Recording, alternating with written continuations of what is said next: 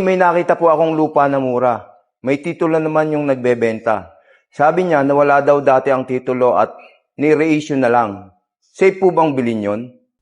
Hindi po, Gan. Sa totoo lang, yan ang pinakadelikadong klase ng titulo sa Pilipinas. May bagong desisyon ng Supreme Court Manalese versus S.A. Tofelearas. At malinaw ang sabi, kapag ang titulo ay galing sa faking lost title o the Constitution, lahat ng sumunod na bentahan ay walang bisa. Kahit nagbayad ka at kahit nai-rehistro mo pa. Ibig sabihin, pwede kang mawala ng lupa at ng pera. Ganito ang karaniwang modus. Number 1, may totoong may-ari ng lupa. Number 2, may caretaker o ibang tao na nagsasabing nawala ang titulo. Number 3, magpapagawa ng bagong titulo gamit ang faking affidavit. Number 4, idibentang lupa. Number 5, pag nabuging kanserado ang lahat ng titulo. Ganyan mismo nangyari sa Manalese case. Ano ang mga red flags na dapat mong tandaan? Kapag narinig mo ito, mag-ingat ka na. Number 1, nawala ang titulo pero may bago na. Number 2, hindi ako ang original owner. Number 3, presyo ay sobrang baba kumpara sa value.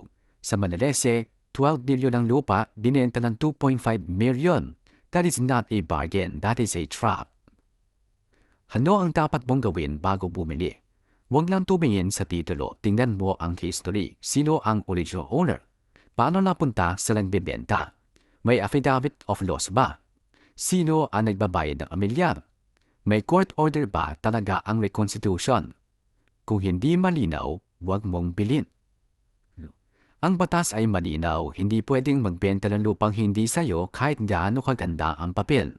Ang Torrens title ay proteksyon laban sa peke, hindi proteksyon ng peke. Kung may alok na lupa na sobrang ganda ng presyo pero galing sa lost title, tandaan mo ito. Naka hindi ka bibili ng lupa, baka bumibili ka lang ng problema. Kung may duda ka, magtanong muna bago magbayad.